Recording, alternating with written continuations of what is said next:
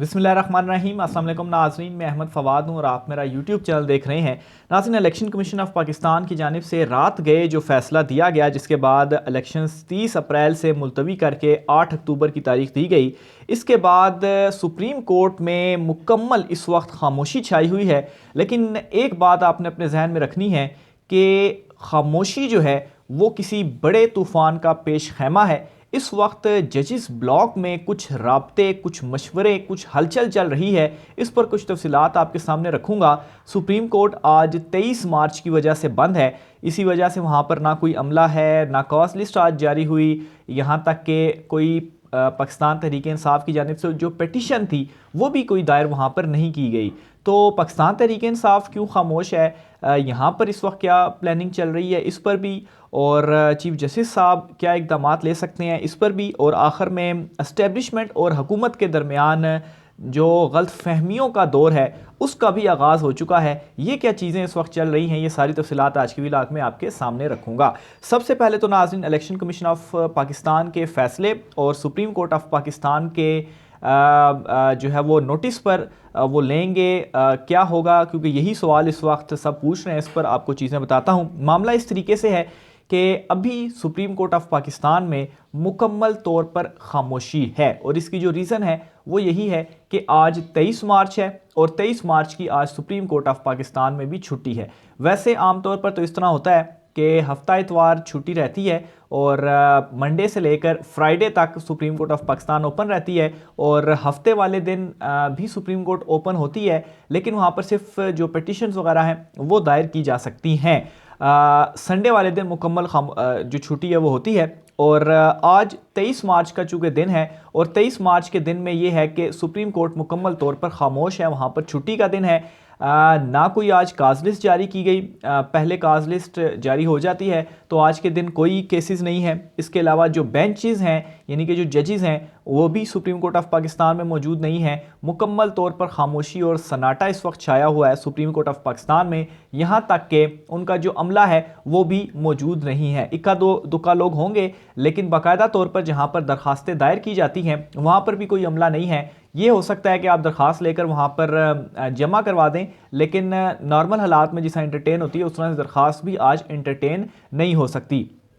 तो ये इस वक्त मौजूदा सूरत हाल है सुप्रीम कोर्ट ऑफ पाकिस्तान के अंदर। अब दूसरी तरफ नाज़रीन, ये बताया जा रहा है कि जजिस कॉलोनी जो है वहाँ पर कुछ हलचल है, और वहाँ पर जो ये मामला हुआ है इलेक्शन कमीशन ऑफ पाकिस्तान का। अच्छा, जजिस कॉलोनी वो कॉलोनी है जहाँ पर तमाम जो जजेस हैं वो रिहाइश पजीर हैं। इसी तरह से जैसा मुख्तलिफ़ कॉलोनीज़ वगैरह बनी हुई हैं, मीडिया टाउन एक बना हो, वहाँ पर तमाम मीडिया के नुमाइंदे जो हैं वो रहते हैं। खैर वहाँ पर दूसरे लोग भी रह रहे हैं, लेकिन जजिस कॉलोनी जो है वो इस वजह से कहा कि वहाँ पर जो सारे जजेस हैं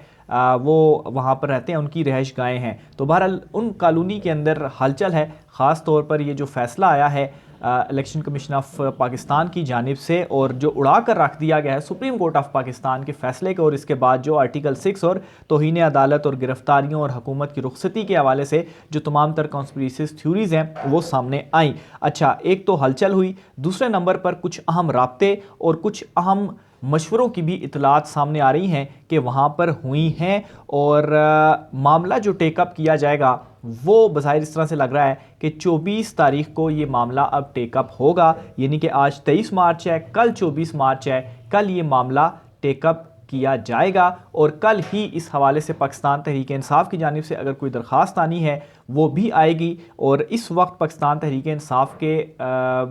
अंदर भी कोई रद्द अमल जस्ट इतना ही सामने आया कि फवाद चौधरी ने, इमरान खान साहब ने, असद उमर ने इस तरह से बयान दे दिया कि ये आइन की तौहीन है, आर्टिकल 6 इस पर लगाया जा सकता है, इलेक्शन कमीशन इस तरीके से नहीं कर सकता। इसके अलावा किसी तरह का भी लाहे अमल का ऐलान पाकिस्तान तहरीक इंसाफ की जानिब से अभी सामने नहीं आया। उसकी रीज़न क्या है? एक तो ये कि दरख्वास्त तैयार की जा रही है, लेकिन already supreme court of Pakistan में इसी मामले के ऊपर जो स्पीकर हैं उनकी जानिब से तारीख ना देने के मामले के ऊपर दरख्वास्त मौजूद है। तो उसी दरख्वास्त के अंदर ये मामला भी टेकअप हो सकता है, एक मज़ीद उसमें मुतफरिक दरख्वास्त या उसमें एडिशनल चीज़ें लाकर, तो उसी चीज़ की बुनियाद पर, उसी दरख्वास्त की बुनियाद पर चीज़ों को आगे चलाया जा सकता है। लेकिन पाकिस्तान तहरीक इंसाफ वैसे भी एक दरख्वास्त तैयार कर रही है, तो कल तक वो जो दरख्वास्त है वो दायर किए जाने का इम्कान मौजूद है। बहरहाल कल ये सारा मैटर इस तरह से जो चीज़ें चल रही हैं, कल 24 मार्च को सुप्रीम कोर्ट ऑफ पाकिस्तान में भी ये मैटर टेकअप किए जाने के इम्कानात मौजूद है। बहरहाल पाकिस्तान तहरीक इंसाफ की जानिब से जो अभी तक लाहे अमल सामने नहीं आया, कोई ऐलान सामने नहीं आया, उसकी एक तो रीज़न ये है कि आज इमरान खान साहब बड़ा ही अहम इजलास कर रहे हैं। अपनी जो लीडरशिप है, अपने जो पाकिस्तान तहरीक इंसाफ के सीनियर रहनुमा हैं, एक तो इस इजलास के अंदर 25 मार्च इमरान खान साहब ने जो जलसे का ऐलान किया हुआ है मीनार पाकिस्तान का, एक तो वो इस चीज़ का वेट कर रहे हैं क्योंकि आज ही पहले रोज़े का जो आगाज़ है, रमज़ान का आगाज़ हुआ, आज पहला रोज़ा है, तो 25 मार्च को इमरान खान साहब ने करना है अपना जो जलसा है, और इस जलसे की बाकायदा तौर पर जो इजाज़त है वो भी मिल चुकी है। इमरान खान साहब के जलसे की तैयारियां इस वक्त की जा रही हैं और इस जलसे के बाद बाकायदा तौर पर जो मूवमेंट है वो चलेगी और इसमें जो वकला तहरीक है, जो आइन बचाओ तहरीक है, उसका भी आगाज़ किया जाएगा। और अगले जो तकरीबन 4-5 दिन होंगे वो बहुत ही ज़्यादा इंपॉर्टेंट होने जा रहे हैं, क्योंकि एक तो उसमें ये सारे का सारा matter supreme court of Pakistan में चलाया जाएगा, फिर जो दबाव बढ़ाने की कोशिश है हुकूमत की जानिब से, आपके सामने है कि किस तरह से पार्लियामेंट में साबिक चीफ जस्टिस साकिब निसार साहब के पोस्टर्स लेकर आए गए, उसके ऊपर लिखा गया इंसाफ के कातिल। तो वो एक बज़ाहिर एक पैगाम था मौजूदा जजिस के लिए भी कि हम फिर आपके ऊपर भी इस तरीके से करेंगे, और मुसलसल दबाव डालने की भी कोशिश की जा रही है। तो बहरहाल इस वक्त फिर इस चीज़ को काउंटर करने के लिए वकला तहरीक और इमरान खान साहब जो है वो सुप्रीम कोर्ट ऑफ पाकिस्तान के साथ खड़े होंगे। बहरहाल खामोशी जो है इस वक्त जो सारी छाई हुई है, उसका एक मतलब ये भी है कि कहीं ना कहीं कुछ ना कुछ मामलात चल रहे हैं, और अगर चीज़ें ना चल रही होती तो आज या बल्कि रात को ही मामला टेकअप किया जा सकता था, लेकिन खैर रात को भी नहीं लिया गया और आज ये चीज़ सामने आ गई क्योंकि 23 मार्च थी, तो इस वजह से मामले को टेकअप नहीं किया जा सकता। तो कल 24 को ये टेकअप किया जाएगा, फिर उसके बाद 25 को इमरान खान साहब अपना जलसा करने जा रहे हैं लाहौर मीनार पाकिस्तान में, और अगले 4 से 5 दिन डिसाइसिव होने जा रहे हैं। इन 4-5 दिनों के अंदर सारी की सारी तो सूरत हाल क्लियर हो जाएगी। हुकूमत तो ये बिल्कुल भी नहीं चाहती कि इलेक्शन हो, लेकिन आइन के तहत इलेक्शन 3 तारीख को करवाए जाने हैं। तो ये नाज़रीन इस वक्त ये वाली जो सूरत हाल थी उसके ऊपर सारी मैंने डिटेल्स आपके सामने रख दी। अब दूसरी तरफ मज़ीद भी कुछ इतलात सामने आ रही हैं कि इस वक्त ख़ास तौर पर जो ज़ल्मे खलीलज़ाद हैं, फिर इसी तरह से 1-2 जो अमरीका की जानिब से जो अमरीकी जो नुमाइंदगान हैं उनकी जानिब से जो कुछ ट्वीट्स भी सामने आए, तो इससे ये एक जो हमें हिंट है वो भी मिलती है, और इन इतलात को भी ये कन्फर्म करती है कि इस वक्त अमरीका की जानिब से भी एक एस्टेब्लिशमेंट को पैगाम दिया गया है कि पाकिस्तान में इलेक्शन ही इस वक्त वाहिद हल हैं मौजूदा सूरत हाल का, और इस वक्त कोई भी इस तरह की सिचुएशन क्रिएट ना की जाए। इस तरह की सिचुएशन से मुराद मार्शल लॉ जैसी सिचुएशन, क्योंकि इमरान खान साहब को जब ये दबा नहीं पाए तो ये चहमगोइयाँ भी मौजूद थीं कि शायद मार्शल लॉ की तरफ चीज़ें जो हैं वो जा रही हैं, लेकिन इस पर एक जो पैगाम आया है वो ये है कि इलेक्शन की तरफ जाया जाए, अमेरिका से भी इलेक्शन की तरफ जाया जाए, और किसी तरह से भी जो मार्शल लॉ है इसको कोई जो सपोर्ट है वो फराहम नहीं की जा सकेगी। तो ये इतलात जो है वो सामने आ रही हैं। फिर कुछ जो दोस्त ममालिक हैं वो भी इस तरह के इंडिकेशंस दे रहे हैं कि इलेक्शंस होने चाहिए, और इमरान खान साहब के अगेंस्ट ये जो तमाम तर चीज़ें कर रहे हैं, बल्कि कल जो तफसीलात पेश की गई थी 127 मुकदमात थे, और अब मज़ीद जो लेटेस्ट डिटेल्स आ रही हैं उसके मुताबिक 143 यानी कि 143 मुकदमात इमरान खान साहब के ऊपर दर्ज हो चुके हैं। और जो इमरान खान साहब ने ये कहा है कि मुर्तज़ा भुट्टो को जिस तरह से कत्ल किया गया था, उसी तरीके से मुझे भी कत्ल किए जाने का जो प्लानिंग है वो मौजूद है। तो इस पर अता तारड़ या मोहसिन नकवी और आमिर मीर जो हैं उन्होंने इसके ऊपर प्रेस कॉन्फ्रेंसिस करके और इमरान खान साहब से कहा कि आप हमें सबूत फराहम करें, और अगर आप हमें इस चीज़ के सबूत फराहम नहीं करते तो फिर हम आप ही के ख़िलाफ़ कानूनी कार्रवाई करेंगे। अब देखें कितनी अजीब बात है कि एक बंदा ऑलरेडी 143 केसेस जो कि बस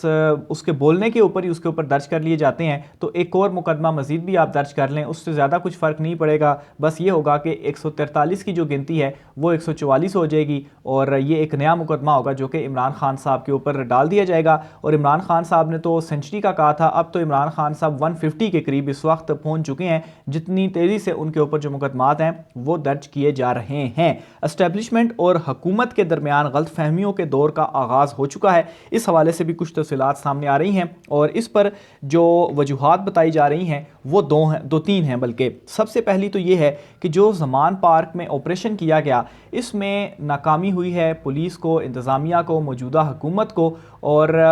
सबसे पहली चीज़ इस चीज़ को बुनियाद बनाकर गलतफहमी पैदा हुई कि शायद एस्टेब्लिशमेंट ने इमरान खान साहब की इस गिरफ़्तारी को, जो ऑपरेशन वहाँ पर किया गया, हालांकि जो वहाँ पर कारकुनान मौजूद थे उन्होंने इस ऑपरेशन को नाकाम बनाया, इमरान खान साहब को गिरफ़्तार नहीं होने दिया। तो इस चीज़ को लेकर दोनों के दरमियान जो क्लैश है वो पड़ चुका है और हुकूमत का ये मानना है कि भाई लोग जो हैं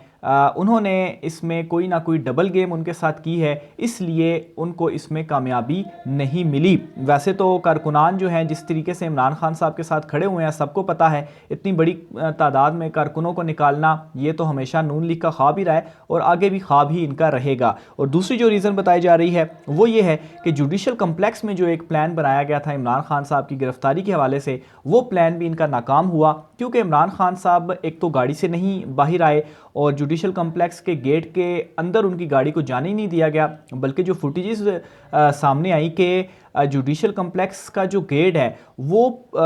उसके जैसे ही आप क्रॉस करें तो अंदर जो पूरा एक हॉल आप कह लें या जो बाहर की जगह बनी हुई है जुडिशल कम्प्लेक्स की, क्योंकि फिर उस जगह से गुजर कर एक और गेट है, उस गेट को आप क्रॉस करते हैं तो फिर उसके बाद आप कमरा अदालत में जाते हैं, तो वो पूरा का पूरा पुलिस से भरा हुआ था, पूरा का पूरा पुलिस से भरा हुआ था। यानी कि एक बंदे को पकड़ने के लिए मेरे ख्याल से तो वहाँ पर कुछ सैकड़ों की तादाद में उस जुडिशल कम्प्लेक्स के अंदर जो पुलिस वाले थे वो मौजूद थे और वो सारा का सारा सिर्फ और सिर्फ पुलिस से ही भरा पड़ा हुआ था। यहाँ तक कि वो जो शख्स है जो इमरान खान साहब की गाड़ी के ऊपर था, उसकी फुटेज भी देखी गई, वो कैसे अपना सर पीट रहा है कि एक बंदे को पकड़ने के लिए इस कदर जो प्लानिंग है वो की गई है। लेकिन वो कहते हैं कि एक प्लानिंग नीचे आप करते हैं, इंसान करता है, और एक प्लानिंग अल्लाह करते हैं, और होता वही है जो अल्लाह चाहता है। तो वहाँ से जब इमरान खान साहब वापस मुड़े और फिर जो हाज़िरी वाला मामला हुआ कि जज साहब ने इजाज़त दी कि इमरान खान साहब की गाड़ी में ही उन जो हाज़िरी है वो लगा ली जाए, तो इस चीज़ के ऊपर भी इस वक्त मौजूदा हुकूमत के हवाले से बताया जा रहा है कि वो ये सोच रहे हैं कि उनके साथ यहाँ पर भी जो डबल गेम है वो हो रही है और वहाँ पर भी हम इमरान खान साहब को गिरफ़्तार करने में, या इमरान खान साहब जो कहते हैं कि उनको मर्डर, उनका कत्ल करने के लिए अगर वो गाड़ी से वहाँ पर निकल जाते तो इस तरह से वहाँ पर जो सूरत हाल थी वो बनाई जाती कि आपस में गुत्थम गुत्था होते और उस गुत्थम गुत्था होने में मुझे भी मार दिया जाता और फिर ये कह दिया जाता कि ये तो दोनों तरफ से क्लैश हुआ और इस क्लैश के नतीजे में इमरान खान साहब भी का भी जो कत्ल है वो हो गया। तो ये प्लानिंग इमरान खान साहब ने भी एक्सप्लोर की थी। तो इस मामले के ऊपर भी लेकर जो गलतफहमियों का दौर है उसका आगाज़ हो चुका है। बहरहाल एक चीज़ तो मैं आपको बताता चलूँ कि इस वक्त नून लीग इतनी ज़्यादा घबराई हुई है। एक तो पीपल्स पार्टी इनसे पीछे हो चुकी है। अभी भी ये वाला जो डिसीजन सामने आया है कि इलेक्शन कमीशन ने जो इलेक्शंस को 8 अक्टूबर तक लेकर गए हैं, इस मामले के ऊपर से भी जो पीपल्स पार्टी है वो पीछे हो गई है। एक तो जो पीडीएम का मुश्तरका इजलास हुआ था उसमें भी पीपल्स पार्टी पीछे हुई थी और एतजाज़ अहसन और लतीफ़ खोसा जो है ये दोनों बड़े अपने वाज़े बयानात दे रहे हैं। ज़ाहिर सी बात है दोनों का ताल्लुक पीपल्स पार्टी से है और इसी बुनियाद के ऊपर ही पीपल्स पार्टी चीज़ों को या बयानियों को आगे लेकर चलेगी और आगे बनाएगी कि हमने तो इलेक्शंस को मुलतवी ही नहीं करवाया। तो वो भी यही कह रहे हैं कि ये सुप्रीम कोर्ट ऑफ पाकिस्तान का फ़ैसला था, ये तौहीन जो है वो हो गई है और ये बहुत पहले से वो कह रहे हैं कि अगर इस तरह से ना किया गया, जब अभी ये फैसला नहीं आया था इलेक्शन कमीशन ऑफ पाकिस्तान का, तो तब भी ये मौक़िफ़ आ रहा था कि ये तौहीन अदालत होगी और इसके नतीजे में वही कुछ होगा जो यूसुफ रज़ा गिलानी के साथ हुआ था। तौहीन अदालत केस में वो नाअहल हुए थे, वज़ारत उज़्मा से उन्हें हाथ धोना पड़े थे। तो अब शहबाज शरीफ और इलेक्शन कमीशन के हवाले से भी वो यही तमाम तर जो चीज़ें हैं वो कह रहे हैं। आखिर में नाज़रीन, हसन न्याजी जो हैं उनके हवाले से भी आपको बताता चलूँ कि आज जुडिशल रिमांड मुकम्मल होने के बाद उन्हें इस्लामाबाद की जो F8 कचहरी है वहाँ पर पेश किया गया। और आज ये हुआ कि 2 रोज़ का उनका जुडिशल रिमांड था और 2 रोज़ा जुडिशल रिमांड के बाद उनको दोबारा अदालत में पेश किया गया और अदालत ने उनका जो जुडिशल रिमांड है मज़ीद उनका अप्रूव नहीं किया और उनको जिस्मानी रिमांड, मैं जुडिशल कह रहा हूँ, जिस्मानी रिमांड था और अब उनको जुडिशल रिमांड के ऊपर अडयाला जेल भेज दिया गया है। और जिस तरीके से सदीक जान वाला मामला हुआ था, लेकिन उनको तो ये था कि दोबारा जब एक दिन के जिस्मानी रिमांड के बाद पेश किया गया तो मुकदमे से ही जज साहब ने डिस्चार्ज कर दिया, उनको रिहा कर दिया। तो हसन न्याजी के साथ अब ये होगा कि जो आगे सारा प्रोसेस है, जिस्मानी रिमांड उनका ख़त्म हो चुका है, जुडिशल हो चुके हैं, जुडिशल के बाद अब उनकी जो ज़मानत की दरख्वास्त है वो दायर की जाएगी और इस ज़मानत की दरख्वास्त के बाद उनको भी जो रिहाई है वो मिल जाएगी। मज़ीद इस वाले से जो भी होता है आपके साथ शेयर करता रहूँगा। राय का इज़हार कीजिएगा। मुझे इजाज़त दीजिए। अल्लाह हाफ़िज़।